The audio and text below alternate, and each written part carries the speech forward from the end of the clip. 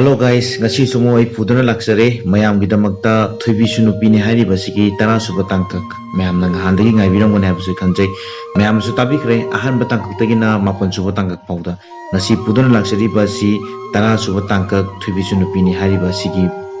volume ne aduga mayam ai wari asi hodringaida ai yambam khitang mayam da sak takcharamge ai matam sangnai wari lir pasida tungan laba mamal yam laba music na singba singa su mateng tawpirak pa yamba makhak yamba gi mingse khumdon kawe mama sama music shani ma hoju seksagon khongdana mayam gi seba tawjari aduga yamba sigi channel amakhak su mayam akoi gi youtube ta lei अखोगी खुमदोन सेक्सागोन हाइना लेबने हाइरिबा channel asi ai description da job saramage myam na su aingon tawbidi ba suppose sumaina ai yam bade su tawbi habse matang myang phumna thamjage duga ngasi ge sungna volume Thoibisu Nupini hairiba sigi tarasu batangkak asida pudana lagli mapaga masaga gi marakta chawraba panjaw amakhak aduga loina na pari na thoibi ge dama kadai fawda pudana chapang nguduribra aduga hairiba wari singasi anobo tabiba ai gi bior singoiraga di होगी subscribe तम नमजन बिरमु नाकन यावरिबा bell icon सिंदु नमजन बिरमु दुदुगा आइगे हाना दगी लेबिरगलाबा आइगे subscriber सिंगे फमदासु वारी सिंगिसु नुंगाइ बितारगदी share तौसन बियो like तौसन बि हाबसम तम मैंगे फमदा हानो मुतदा इ video नामना थगल तौजे दुगा कनागुम्बा आइगे बियोर सिंगे मरकता आइगे वारी से बुलुम थिबम खंगदे हाबि यावबिरक यावे दु मैम आइगे चैनल असे संगन बियो दुगा आइगे चैनल दा आइगे वीडियो लिस्ट ता संबिरगा आइगे वीडियो गी अदुगम लबा सैरेना सिंगबा सिंगा थु नोइनम यावरगा लेरबनी बुलुम 10 बुलुम 9 बुलुम आइना सिंगबा सिंगा थु नोइ फंबिरगनी मैम संगा ताबि हासिमतंग हानो तर थमजगे होजिस खिनाजरी Thoibisu Nupini हारिबसिगी तरासुबा तंकक मेहंगे मफमदा असुमना पारी यमदी संतोष की युमदुदा पोथारमी असोमदना पारी की ममाना थोइबिबु इरुजा माइथाजालमी अदुगा पाव हाइदोपदो चटनबा पारी की मपादा हायरमी जनबी की मतुंगिना थोइबी के पाव हाइदोपा चटलमी संतोष की मपा अमदी लैकाई की अहल अनिगे लोइनना अदुबु पारी की मपा इबोम जानदी तसेंगना थोइबिबु ममों ओइना लोक्सिनबा पामलमदे अदुबु लानगी लान ngaktani थोइबी की इमुंगदा थोइबी सेलपगी पाव हाइदोपा चटलुबदा थोइबी की मपाना मागी मचादी लुहोंखरे थोइबी कौबो मचा लैते करिगुम्बा लेरंबा थोकलबसु मयामना दुम फनबा तौबिख्रो हाइदुना हाइरक्लमी असुमना इबोमचा मथा अमगी मथक्ता मथा अमा अमुक हापचिलमी सोमदना पारी अमदी संतोष नुंगाइना संतोष के युमदा पोथारी संतोष की मपाना युम जौसिलक्पगा मचा अनिदो हौदोक्लमी अदुगा पारीदा असुम नाइरमी इसा पारिया बाबा करी हाइगदबनो खंगदे ngasi nangi paw haidokpa chalubra haibabu napado wa amata lolu yakhidre asomdana nupi mapaduna magi machadi luhongkhre thubi kobba leite karigumba leiramba thoklabusu mayamna phanaba dum hona bikro haire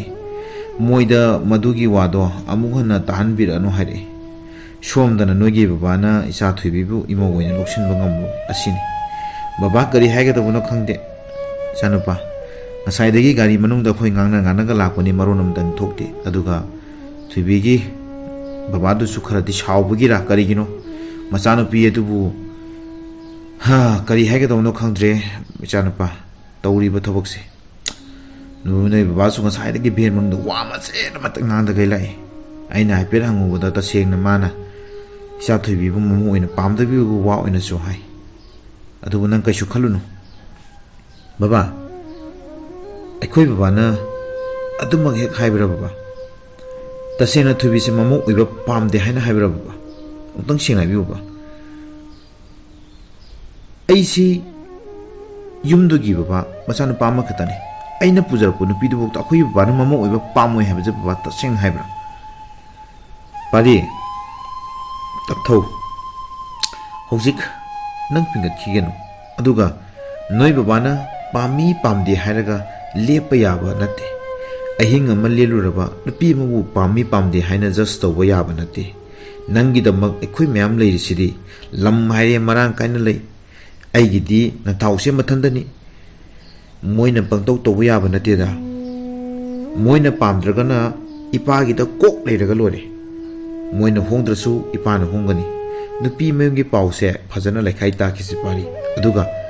अमना इमौदो मथवाइ वाखिगनी मथवाइ वाहनगनु नंगना चलगा इमौदो खरा खजिक थेमजलो बाबा लेरी करिमता खलुनु Nangi the Magda, Nangina Tauleri, Nangi Babaleri, Imodo, Nang Tang Chalaga Timjan Biruso. Aduga, Nokogi Imunda, Nang the Saugot Papping at Anatona, Kanasing of Watawan. Luribadi, Nakoi Babagi Wahi Dina Kangmada, Nakogi Inenasu, Yang Tatan Nakogi Imung Sida Laiba, Ayis, Imo. Thoibisu Pam the Bagi Mami, Matai have say Kangi. Adabu, Masi Hai Haiduna, none of Quigi Mungamano have a pari, Hojing Nahak, Finger Payaba Matamati. Babana no in a Honagani, Nang Karim the Colonel of Babaleri City. Itao, a simony, Nak the Colonel Ado, none have the Horento Rasi, Quisi some weather. Doita, none or has come the Cataxil on a shadow, is on Sondava Malem, Itan Sondara Levise. I know my dear Vito. Adona, na sana ko to thon no ito ko yare ko na wagi mo nang ni mo tong ni ta de ka nam tai nang mo baba ai chalu ki phare chalu mo si ka si yeng ni mi ka ni ka ro khang de nang ji di ko ado ngasi di sak thong se isa gi pali tarom gani ne ngarang di ai gi sa pa ta bane ba Adubune, Haishu Haibani, Isana Tumba, Sanyangi Mahose, Tong Hawkre, Magi Oki Garden Hian Benete. Aduga Isana Zik Tongi Bayam, Gangshui, what the tongue was nga taked up at Aduki, Namana Tonga Bushman Hauti. I dinner, Hotel the Zaksado Charpudine, by Shadon Pam, Adu Charpudi, Isana Tonga, Zazavan and Howie, the Shin Isana Tumba, Yang Jam Howie. Yam now Presanico. Baba. Taramgani Aigi Palise, Taramganiaba Ai Palise, Hafta Amada Numit, Tari Nidi, Aigi Pali Tabani, Lemho Ribani Pansunumituna, Babagi or Manina, Wari Gadi Jakasimani, Yana Tomagita, the sea is Aina Tomanin how he got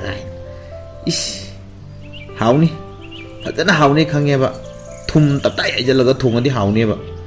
Kadra Kazutok Baba. I say pang yemetang yang guna dalam haji cina satu jauh lebih ini bapa namu. Iman apa sih mungkin dah piti na dalam bahasa ayam na dalam tu. Ay ngo naga kau bahasa namu kaji lagi tu naga cerita uli. Aduh siapa dia bahasa pasha piro. Ngalai rugi. Amma tu ngaci ni sak pakai yah tu mati ay kangi. Mati menau do sida pizza sih. Moi ini na dalam tu dah ura bani. Haujik cakap do sana siapa nanti. Nang namu sida migi ada babai bum sana har puari do sida hajale pore namu imun do yung akai to ai ngasi thoda bani mo batauri nang amma do gi mi hunne babai bum chagi sakta ne khana lam do ni mo tan cha da di amma do mo do ga sida wina pizara se ba namong nu pi thongalaga sa se kada sel do piro sel piram dai na khuto nik ta na muti ba tawine bana Duga Chang Tom, the name of the Tagatana. Winnie, she do Doraga, how na Satulase, Nang Haruso, Aduga, Ipasu, Migi Mona Tumobudi, Sasanida, Ipagi, a Sigma Mona Tomodo, when a Sanida. Baba, Migi Mo, Moimo Hadokono, Nasa Parigi Pi never. Ado Pashado, Lixan on a Piro, say, Piro. Ado. Gua Foreign the question down to Chan of that, Hoyman of Karapulaga. Masai to Guinea, Nasa Pari Lamidoba, or in the questions of Canatare. Adoba, a city in a monopino to Malaga Sarsico. Hoy me, Tunga Charsi, I would do Ipadine, Ipagi, a single moment of Tunga Sanning you go. Sanning Nina, Sanning near Babana, Sanning Mandarane, the P. Amata Quigi Yazaracre, Succeeded Babagi Pazaraba Kuchu. Maitan gum na ngobudo sidabo karai dagi nupino nupi haibadi lairana sakse udara sele babagi fajaraba ngograba maitan manbu kuchudo ingonda pira abanina hera nangsu ai thijarabasu namadi masak fajari duni nangdi namala hor muyadro adugane ipagi dine isana propo imongdo hekta yare amma hekta mau wegera pangal wegera how wegera masak fajabi lesabi masak wegera nama bu soidraba ipati hekta yare ꯏꯄꯥꯗꯤꯅꯦ ꯑꯊꯤꯡꯕꯒ ꯑꯃꯠꯇ ꯊꯝꯃꯣꯏ ꯏꯆꯥꯅ ꯇꯧꯕꯗ ꯇꯧꯕꯗꯕꯨ ꯅꯄꯥꯕꯨ ꯁꯦꯕꯥ ꯇꯧꯅꯤꯡꯕ ꯅꯨꯄꯤ ꯑꯣꯏꯒꯗꯕꯅꯤ ꯅꯠꯇ꯭ꯔꯗꯤꯕ ꯑꯩꯁꯨ ꯅꯃꯥ ꯑꯇꯣꯝꯕꯤ ꯑꯃ ꯅꯃꯥꯡꯗ ꯂꯦꯟꯅꯔꯒ ꯍꯦꯛꯇ ꯄꯨꯁꯜꯂꯛꯇꯣꯏꯅꯤ ꯑꯩꯁꯨ ꯈꯪꯉꯦꯗꯅ ꯅꯪꯅꯒ ꯍꯦꯜꯂꯟ ꯌꯥꯕ ꯅꯠꯇꯦ ꯏꯁ pusaloo ngasimag hekta ish hanu thangda ikhat ka khatladana ish ngasi pusaloo babagi hanu hongna se adu yoradi ai luhmuda su ima yaurani aduna bu faredana khut se chak thongudane khut ka se loina kaire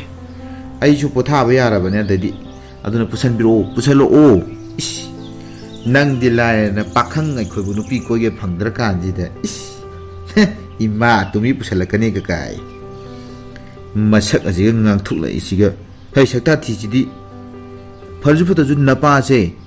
nupi mayam no koitan tan na ibani khangabra isi napa bu yam thibegi style hauju chune se phiga se haptang namma chalu badane maya se matin ta ga yeng na doribani yare baba yare saksidine hainarugumsi mi khudingne aise napa male loina hainaribani kainabu topo popro babung kaina kai poi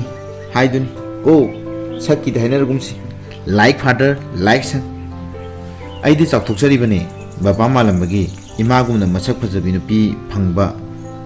haidi babana ima loromada imaga babaga yinabdedi am khenaidana aduna aisu baba manjarambagi ne thamusi chakthokjaribani ima manbi ama lawgena kanade babu thengkhinabani sel piro injang leruge haraga sundo selaga thammi se piro as ngai ko piro baba si piro nang ne hek ngamni da baba sel piram daidana likshan ba nachaji mathandane kawgonu thira angawbasidi khutagi hekta mulline noina tawga imagudo puraga lauko babasu firon hotona batoruge humna santosh amadi santosh ki baba boyai makhoi anidi nungtigi matawni tawnariba boyai na su santosh fu magi mamana bodona loinai santosh na mapadagi selado lauraga hinjang leinaba thulakpada parigi manakta hana sangami adubu santosh na khalambadamak tawrami parigi imungda lanjau ama thoklami asomdana nupi mayamdagi sauraga lakliba tanjaduda parigi manina amu dau haplubadagi imungdo mawong amada lairami parigi mataw aduga hojikse yamna chakholabani adu chakhole haiduna chakhotpagi lamjel sida loina yaukse habusu nate ine ton hinjang thongda nongotang thum yakhiba miyoido mabu hinjang adumang thungalaroi habadi yamna langani ne ton yam tina langani aduga ine ton sida chum sida laaga aina pame na pura iba nupi esubu pami na tragna pamde just story besu ine ton bu kari ori bage tasengna mayum palaga macha mawa thadokduna sagai onkhrabu nupi amana mapamda halaga leiba ine ton gumana haibu wa aina kari lawduino aduga amana ine ton gumba nupi lawdu charu wathok chama thu urabasu thamoi sena masagi aran bolo sindana wa haiba ngam thobi gum nupi lawbana chama na fa ine ton bu kari ori bage mama amadi akhoigi imak sing adu thadok piramang ine ton mapum jaga se lakpi netro mamaga ipu iboko do seba phadana tawbiyo ine ton ngam doi tage madudi natana mina pame khalaga propona pm bu judgment tawdudi ino tiam charomana laigane hey pari thakchi khakchi khangdaba pharsu phatrabusu nani ne ghat pat naidaba nangna dumaina haiba yabra cha nangi leinam yawdraba lemon jeraba nupi asigi damang nangna wangang niba wa haiba hawrapang khangdabi mathong marang khangdaba nupi amagi damak nangna nachin khumliba karigino nangche aina poklibani adu simachu tasalo nangna haira kheta chakke dobsunute khalo lemon chen laba lahi yawdraba nupi se mashi pambra natraga aikhoiga leiba pambra nang khalo nasana khalo aduga nupisna lui khalagana yum asida nang leiba yaroi ꯅꯨꯄꯤꯁꯤꯁꯨ ꯌꯨꯝꯁꯤꯒꯤ ꯃꯧꯑꯣꯏꯕ ꯂꯧꯁꯤꯟꯕ ꯑꯩꯅ ꯁꯨꯡꯉꯝ ꯉꯝꯃꯣꯏ ꯈꯪꯂꯕ꯭ꯔꯥ ꯅꯁꯥꯅ ꯈꯜꯂꯒ ꯈꯣꯡ ꯊꯥꯡ ꯃꯣꯏꯕꯥ ꯀꯔꯤꯅꯣ ꯃꯣꯏꯕꯥꯅ ꯇꯧꯕꯤꯗꯦꯁꯤꯕꯣ ꯌꯥꯔꯦ ꯇꯣꯛꯄꯤꯔꯣ ꯕꯕꯥ ꯀꯔꯤꯅꯣ ꯅꯆꯥꯗ ꯅꯈꯨꯠ ꯊꯥꯔꯤꯗꯨꯕꯣ ꯕꯕꯥ ꯅꯪꯅ ꯇꯣꯛꯄꯤꯔꯣ ꯕꯕꯥ ꯅꯆꯥꯗ ꯅꯪꯅ ꯑꯗꯨꯃꯥꯏꯅ ꯇꯧꯕꯤꯔꯤꯗꯣ ꯀꯩꯒꯤꯅꯣ ꯇꯣꯛꯄꯤꯔꯣ ꯕꯕꯥ ꯊꯣꯏꯕꯤ ꯊꯣꯏꯕꯤ ꯂꯥꯛꯑꯣ ꯊꯣꯛꯂꯛꯑꯣ ꯌꯨꯝꯁꯤꯗ ꯑꯩꯒꯤ ꯃꯐꯝ ꯀꯔꯤꯁꯨ ꯂꯩꯔꯝꯗꯦ ꯊꯣꯏꯕꯤ ꯂꯥꯛꯑꯣ ꯆꯠꯂꯁꯤ ꯑꯩ ꯌꯨꯝꯁꯤꯗ ꯂꯩꯔꯣꯏ ꯊꯣꯏꯕꯤ ꯄꯥꯔꯤ ꯉꯥꯏꯈꯣ ꯀꯗꯥꯏꯗꯅꯣ ꯆꯠꯇꯣꯏꯁꯦ ꯏꯃꯥꯗ ꯈꯨꯝꯃꯨ ꯄꯥꯔꯤ ꯅꯪꯅ ꯆꯠꯇꯣꯏꯁꯦ ꯀꯗꯥꯏꯗꯅꯣ ꯌꯥꯔꯣꯏ ꯅꯪ ꯌꯨꯝꯁꯦ ꯊꯥꯗꯣꯛꯇꯨꯅ ꯆꯠꯄ ꯁꯨꯡꯌꯥ ꯌꯥꯔꯣꯏ ꯄꯥꯔꯤ ꯏꯃꯥ ꯂꯩꯔꯤ ꯏꯆꯥꯒꯤꯗꯃꯛ ꯏꯃꯥ ꯑꯩ ꯏꯃꯥꯕꯨ ꯊꯃꯣꯏ ꯁꯦꯡꯅ ꯅꯨꯡꯁꯤꯖꯩ ꯑꯗꯨꯒ ꯏꯃꯥ ꯑꯩꯅ ꯂꯩꯕ ꯌꯥꯗ꯭ꯔꯕ ꯃꯐꯝ ꯖꯒꯥꯁꯤꯗ ꯏꯃꯥ ꯅꯆꯥꯅꯨꯄꯤ ꯀꯨꯞ ꯑꯃ ꯇꯧꯕ ꯂꯩꯔꯣꯏ ꯕꯕꯥ ꯐꯨ ꯑꯩꯕꯨ ꯉꯁꯤ ꯕꯕꯥꯅ ꯐꯨꯔꯤꯕꯗꯣ ꯀꯔꯤꯁꯨ ꯀꯥꯏꯗꯦ ꯑꯗꯨ ꯕꯕꯥ ꯄꯨꯟꯁꯤꯒꯤ ꯂꯝꯕꯤꯁꯤꯗ ꯑꯩꯅ ꯊꯣꯏꯕꯤꯕꯨ ꯑꯩꯒꯤ ꯄꯨꯟꯁꯤꯒꯤ ꯂꯝꯕꯤ ꯑꯣꯏꯅ ꯈꯜꯂꯒ ꯄꯨꯔꯛꯈ꯭ꯔꯦ ꯑꯩ ꯃꯥꯕꯨ ꯊꯥꯗꯣꯛꯇꯨꯅ ꯆꯠꯄꯗꯤ ꯉꯝꯃꯣꯏ ꯕꯕꯥ ꯑꯗꯨꯒ ꯕꯕꯥ ꯍꯣꯏꯁꯨ ꯅꯨꯡꯉꯥꯏꯅ ꯂꯩꯕꯤꯌꯨ ꯑꯩꯅ ꯌꯨꯝꯁꯤꯗ ꯂꯩꯇ꯭ꯔꯒ ꯕꯕꯥ ꯍꯣꯏꯒꯤ ꯅꯨꯡꯉꯥꯏꯒꯗꯧ ꯅꯠꯇ꯭ꯔꯣ ꯑꯩꯁꯨ ꯆꯠꯈꯤꯒꯦ ꯊꯣꯏꯕꯤ ꯂꯥꯛꯑꯣ ꯌꯨꯝꯁꯤꯗ ꯑꯩꯒꯤ ꯍꯛ ꯀꯔꯤꯁꯨ ꯂꯩꯇꯦ ꯆꯠꯂꯁꯤ ꯂꯥꯛꯑꯣ